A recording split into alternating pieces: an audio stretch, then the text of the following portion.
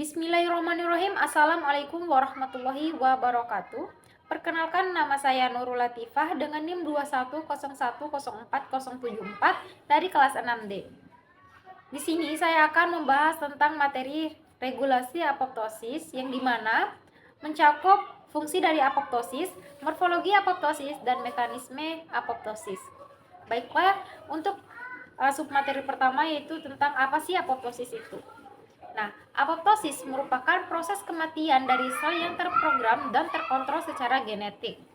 Ini adalah proses yang penting untuk membantu menjaga homeostasis di dalam organisme multiseluler dengan menghilangkan sel-sel yang rusak dan tidak diinginkan atau tidak perlu.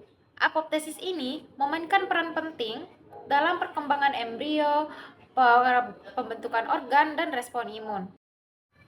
Baik, selanjutnya yaitu tentang fungsi dari apoptosis. Apoptosis ini memiliki beberapa fungsi penting dalam organisme multiseluler. Yang pertama itu untuk membantu menghilangkan sel-sel yang rusak atau sel-sel yang udah tua yang dapat membahayakan organisme. Apoptosis ini memiliki peran penting untuk membentuk dan memelihara struktur jaringan. Misalnya, apoptosis yang digunakan untuk menciptakan jari-jari tangan, jari-jari kaki selama perkembangan embrio seperti pada gambar di samping. Apoptosis ini juga membantu mengatur jumlah sel dalam suatu organisme dengan mencegah proliferasi yang tidak terkontrol. Selain itu, apoptosis dapat digunakan untuk menghilangkan infeksi virus atau bakteri. Nah, pada akhirnya, apoptosis ini memainkan peran penting dalam respon imun dengan membantu menghilangkan sel-sel terinfeksi dan sel-sel imun yang usang. Baik, untuk selanjutnya yaitu tentang morfologi dari apoptosis. Nah, pada proses apoptosis ini ada beberapa morfologi yang muncul, yaitu tentang kondensasi kromatin, fragmentasi inti, dan pembentukan badan apotetik, serta fagositosis. Seperti yang sudah disebutkan, ada beberapa perubahan morfologi yang dapat diamati pada sel yang mengalami apoptosis. Perubahan ini termasuk seperti kondensasi kromatin yang merupakan pengemasan kromatin itu lebih rapat ke dalam inti. Nah, fragmentasi nukleus yang merupakan ciri khas dari apoptosis ini, di mana nukleus itu terpecah menjadi fragmen-fragmen kecil.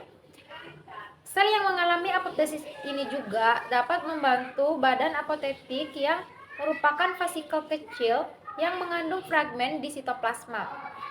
Akhirnya, pada sel apotetik ini difagositosiskan oleh sel tetangga yang membantu membersihkan sel yang mati dari tubuh. Selanjutnya yaitu mekanisme dari apoptosis.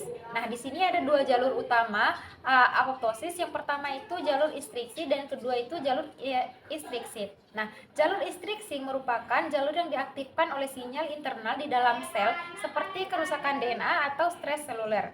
Kemudian selanjutnya itu jalur ekstrinsik yang merupakan jalur yang diaktifkan oleh sinyal eksternal seperti ikatan ligan ke reseptor kematian pada permukaan sel. Nah, kemudian kedua jalur tersebut dapat mengarah pada aktivasi caspase yang merupakan enzim protease yang bertanggung jawab untuk membongkar sel selama apoptosis. Nah, jalur perantara mitokondria yang juga memainkan peran penting dalam apoptosis. Jalur ini menghubungkan antara instriksi dan jalur ekstrinsik dan mengarah pada pelepasan sitokrom C dan mitokondria yang pada akhirnya mengaktifkan caspase. Jadi, kesimpulannya, apoptosis adalah suatu proses kematian pada sel yang terprogram dan terkontrol secara genetik.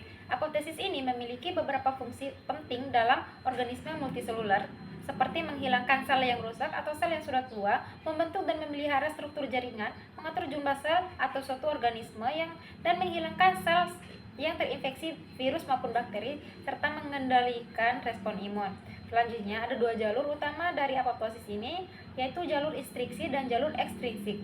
Nah, selanjutnya regulasi apoptosis ini dikendalikan oleh sejumlah faktor termasuk keluarga protein dari BCL2, protein 53, dan inhibitor caspase. Sekian dari saya. Wassalamualaikum warahmatullahi wabarakatuh.